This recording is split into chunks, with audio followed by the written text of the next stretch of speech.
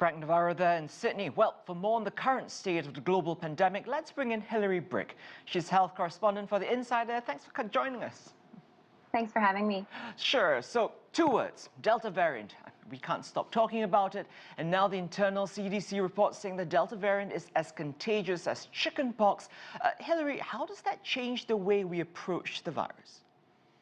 Yeah, so I think it's important to remember with the Delta variant that this isn't a new disease. It's still COVID-19, and we know we can fight it with some of the same measures, distance, mask, vaccines.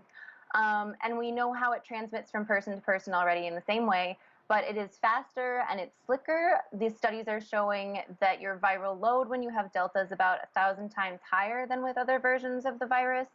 So you're more infectious. We also know the incubation time is faster, so it's easier to catch. You get sick quicker. And there's some new evidence coming out as well that vaccinated people can spread it just as well as unvaccinated people potentially. So it's a serious threat, and especially in places where people aren't vaccinated, it's still going to put lots of people in the hospital. So we really need to increase the pace of vaccinations around the world, because we're not going to stop this if we couldn't stop the original COVID-19 from spreading. This sort of leads me to my next thought, because this time last year, the US was looking at about, 80,000 new cases each day, some 500 deaths. Fast forward to today, and similar numbers, if not worse. More than 100,000 new cases. And this, despite half the population being vaccinated. So help us understand that.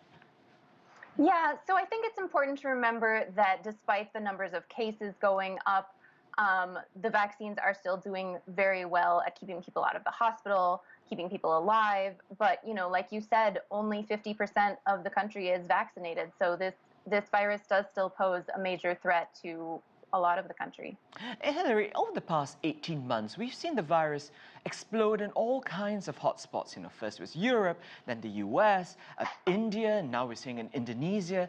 Is there a pattern to where and why?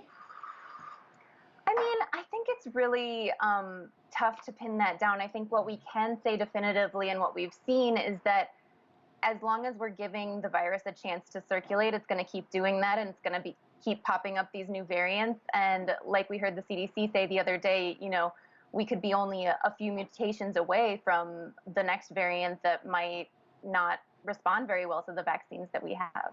So that fear is still there then, that, the virus can mutate, will mutate into something perhaps even more virulent, even more contagious than what we're seeing with Delta. Right. Based on the current trajectory, do we have a sense of when this pandemic might end and how? Yeah, I wish I could say. It is really tough to say, and it's also really tough to be able to estimate, what the pace of vaccinations around the world is really going to be. And even here in the U.S., a lot of places here are offering $100 to people to get vaccinated. So we'll have to see if that changes the pace of vaccinations here. But it is really hard to predict. And every time I ask experts, they always say, this virus has been unpredictable at every turn, so it's really hard to know what will happen next. You bring up these incentives for the unvaccinated. What more can governments do to get the unvaccinated, those who are hesitant to get a shot? What more can they do? What more can they say?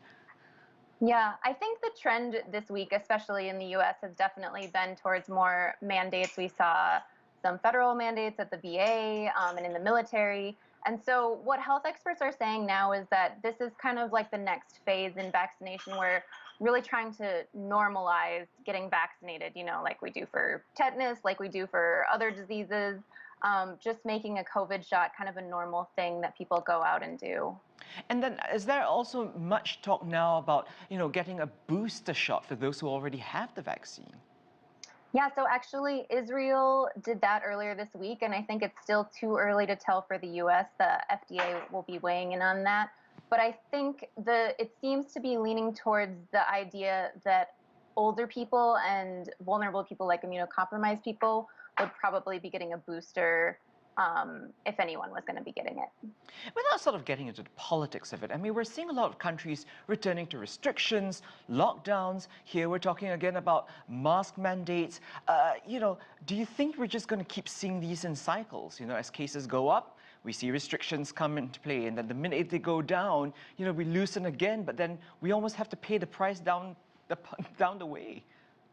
Yeah, I think it's really hard to balance because, for so long, vaccination has kind of been seen as like the ticket back to normal. But in reality, that doesn't really work unless you have, a really good percent of the population also vaccinated. So it is really tough because everyone's tired of this and people just want to get out there. But until you have a really robust immunity in the community, it's going to be hard to not keep seeing waves.